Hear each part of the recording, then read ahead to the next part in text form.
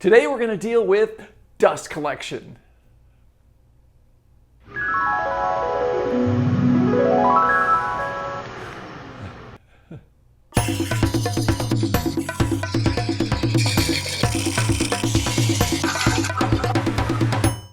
Hi, I'm Kent and welcome to Turn a Wood Bowl. Today we're going to talk about dust collection, and I'll tell you why I'm doing this in just a second. I'm going to give you 9 do's and don'ts for managing the dust and debris from your wood turnings. Now, before we go any further, I must clear something up.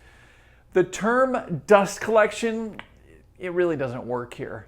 Now, woodworking, very close first cousin to wood turning, is similar in all sorts of things. However, there are a few things where it's not even close. And when it comes to dust collection, that's one of them.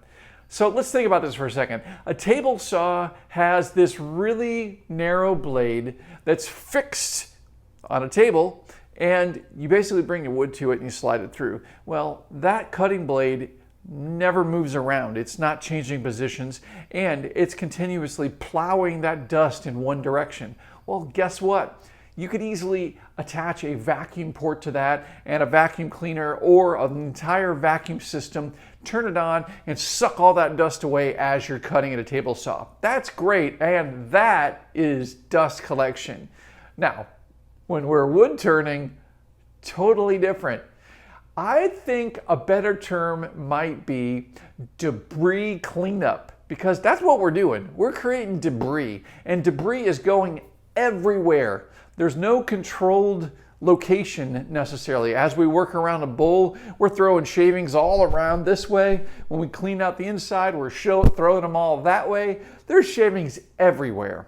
And there's really no one size fits all or one product or system that can be used to just simply make it all disappear. It would be really nice to use that little push button and just make everything disappear. Now, interesting story, I visited a bowl factory in Michigan, and they actually had a pretty interesting system. They had a groove in the concrete floor with a conveyor belt in it. So all the shavings on the floor would go into that trough, and there was a screen over it, and they would basically get pulled away, and they went up a conveyor and they loaded out to some chute somewhere and they took them away. So that was pretty cool, but that was in a factory setting, and that's totally different than what you and I are doing in our shops. So the term dust collection, we need to get rid of it. We're going to use the term debris cleanup. Another big difference between wood turning versus woodworking is that we're creating many different densities of debris. We're creating very fine dust particles, and we're making medium and large shavings or chips. It's really not the big shavings or chips that are a problem for us. The fine dust particles, however, are a problem. The other issue with creating a system to vacuum it all up or make it all just disappear is the sheer volume of material that we produce. I know that after making just 2 or 3 bowls, I can fill an entire wheelbarrow or a cart full of shavings. And there's really no consumer system that can handle that amount of volume coming from our turnings. It's much different than woodworking, where we're essentially just making a pile of fine dust when we make a cut, or we're doing other things with traditional woodworking equipment. Okay, so now on to the do's and don'ts. We're going to start with a don't. The first don't is don't ever turn without a proper respirator. Why? Well, our bodies are not capable of filtering the fine dust particles that come off the turnings. Same with woodworking. We can't process that dust. And unfortunately, those small dust particles getting down into our lungs can cause all sorts of problems and serious problems. I know several people that had to abandon all woodworking, all forms, flat woodworking, wood turning, everything, because their lungs weren't able to handle any amount of dust without them having all kinds of issues. So we really don't want that. So to avoid that, don't ever turn without a respirator. So our second tip is Turn with a good quality respirator at all times. Now, how do you know you have a good quality respirator? Well, this particular respirator is really nice because it covers my face completely. This is a very durable, long use respirator. It can be cleaned. I can take these filters off and I can replace them when they get filled with debris.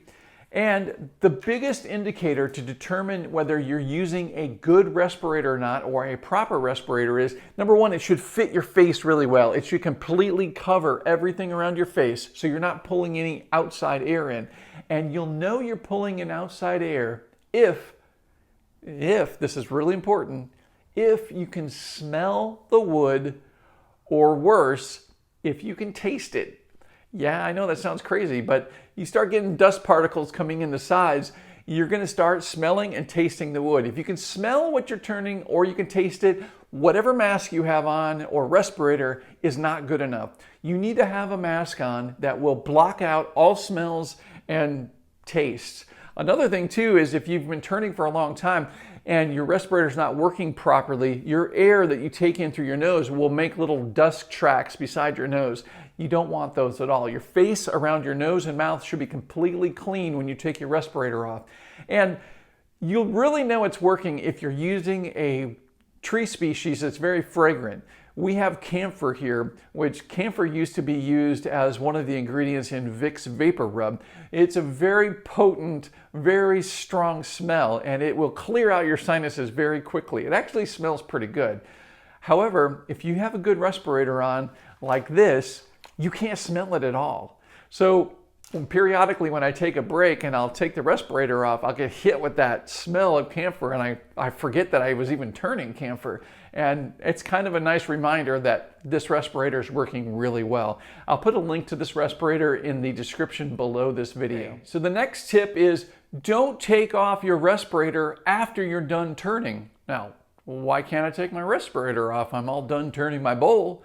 Well, guess what? Those really fine dust particles float around because they're super lightweight and they linger in the air for a long time. And you need to give them time to settle down and get to the ground or be cleaned up in one way or another. And if you don't, and you take off your respirator right away, you're going to be inhaling all those dust particles, and it defeats the purpose of having that respirator on. Now, it's obviously not quite as bad as if you had no respirator when you're turning, but still, you don't want to be breathing in those dust particles. What you do want to do is you want to have some type of air cleaning or air filtration system. Now, I use a ceiling mounted air filtration system. What this system does is very simple. There's a filter in the back and it pushes air through the system and pulls it through that filter. So the lingering dust particles that are up floating around the room, they get pulled into that backside into the filter area, and then fresh clean air comes out. So it basically captures those loose floating particles and prevents our lungs from ingesting those. Now, if you don't want to put in a system like this, that's fine. There are other DIY ways of making an air filtration system like this. You can use, for instance, a 20-inch box fan and get a 20-inch by 20-inch air conditioning filter and apply that filter or attach it to the back side of the fan. Hang that from the ceiling. You could just put it on the floor as well. And what's going to happen is that air is going to pull those dust particles into the filter. You just want to be sure to change out the filters. In either one of these systems, you got to change out the filters so that they work most effectively for removing those fine dust particles from the air. Okay, so our first do's and don'ts dealt with the most important, the really fine dust particles. We have to manage those because they are deadly. I hate to say it and be so frank, but they are deadly and dangerous, and we need to deal with those fine dust particles first and foremost. Now, once they're taken care of, we still need to deal with those medium-sized and large chips and shavings that go flying all over. How can we manage them? Well, first of all, we don't want to just let those shavings fly all over the place. Why? Well, they're going to make a mess of everything, and it's going to build up on your shelves and on your counters, and over time, this dust just keeps building and those chips make more dust and it just keeps a big mess around. And if you have a dirty environment, you're most likely going to have a lot of dust around, which makes it not healthy. as we've mentioned several times. So one of the things we can do is we can put up a screen system like this, like you see behind me. And this screen is designed to knock down those shavings and stop them from traveling far across my shop. I've positioned this screen so that it's behind me. So typically when I work the outside of a bowl, it's over here ready to grab those shavings and prevent them from going clear back on my workbench. And when I'm working out the center of the bowl, I also have a screen over here, and that prevents those shavings from going clear up on my shelves over here and making everything filthy and dirty and all of that. So you want to put something up to block the shavings from flying all over. And again, I use window screen. This is just replacement window screen you can get in any hardware store. And I use a couple bungee cords and I hang that up.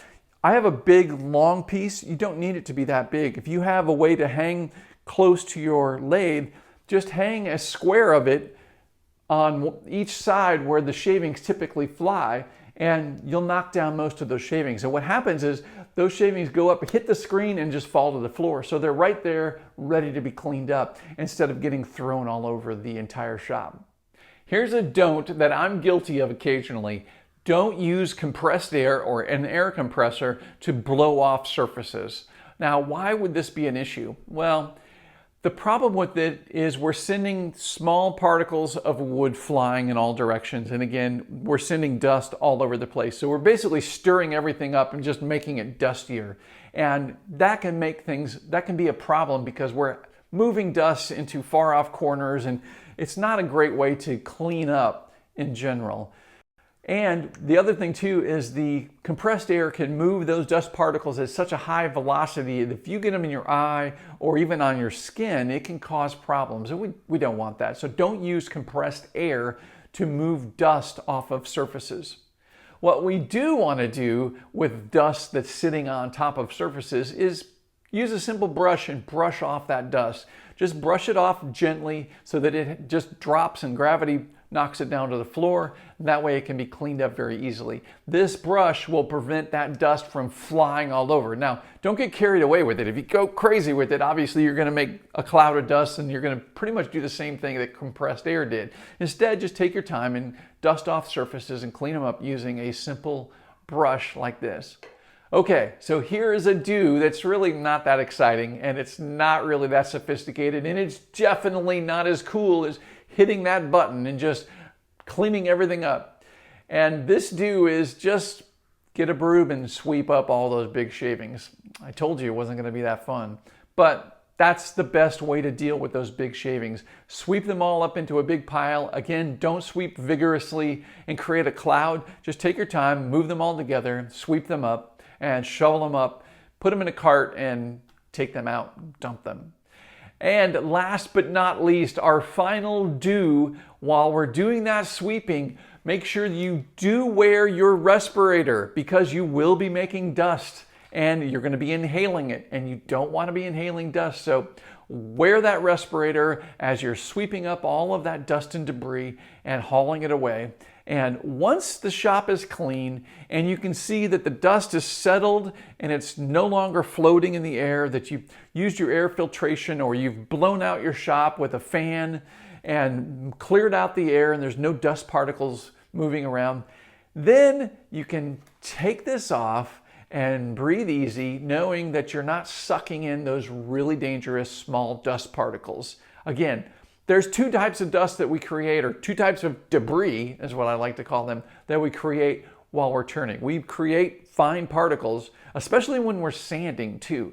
And we also create large shavings. Large shavings really aren't that big of a deal. And when you're turning wet wood, you're gonna have a lot more large shavings and a lot less dust, but I'm sorry to say, you're still gonna have enough dust that you should wear your respirator.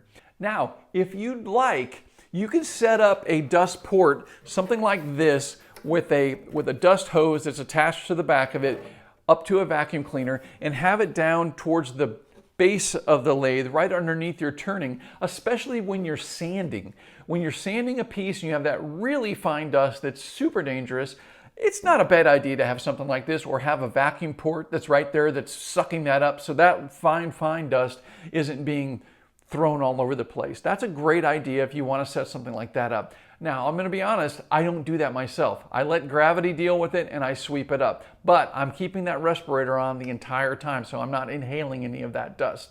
And what you're going to need to do is you're going to need to make sure that you can get this out of the way when you're doing your regular turning, because there's no system, again, that's even this large with I could put a massive vacuum cleaner on this. There's no way it can handle the amount of shavings and debris that are going to come through here when I'm turning a bull. So you can't use a push button system like this when you're doing all of the steps of it, but you could use a system like this when you're doing sanding, or if you're doing fine work that's making a lot of fine dust and it's localized. You can have a small system like this, as long as you're not sending big chips down this chute.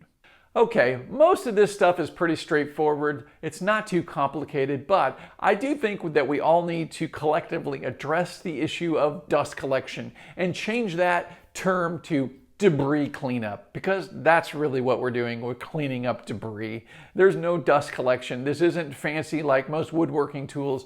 We can't just stick a hose into the piece of equipment and push the button and everything stays nice and clean with no debris anywhere.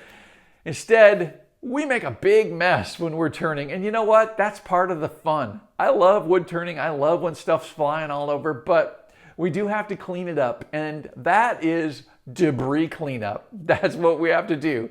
And just remember, the most important part of turning is to avoid those fine dust particles, because they build up in our lungs. You may be able to turn many times, maybe even for years, where everything seems fine. You might not be coughing, you might not have any issues breathing in that, but guess what? Those particles, they can't get out of your lungs, so they build up over time. So do yourself a huge favor and get yourself a quality respirator and wear it all the time. Whenever there's fine dust particles floating around, wear that respirator. Now, there are other respirators that have full hoods and they have vacuum systems that are pretty elaborate, and I'll put a link to a few of those in the description below, and you can check those out if you'd like. I haven't used any of those big ones yet, but I like what I'm using and it works. So do what works best for you, but just make sure you're protecting yourself from those fine dust particles. All right, guys, if you've liked this video, do me a huge favor and click that like button below the screen right now. It helps this video, it helps the channel, and helps everything, and I thank you so much for doing that. If you haven't already, please subscribe to this channel and check out my website, turnawoodbull.com. At turnawoodbull.com, I have everything you're going to want to know about turning wood bulls, and that's it. I don't talk about any other kind of turnings, well, maybe just a touch, but no, I don't. So check out turnawoodbull.com if you want to learn anything about turning wood bulls. All right, guys, as I like to say at the end of my articles over on my website and at the end of all my videos, until next time, happy turning.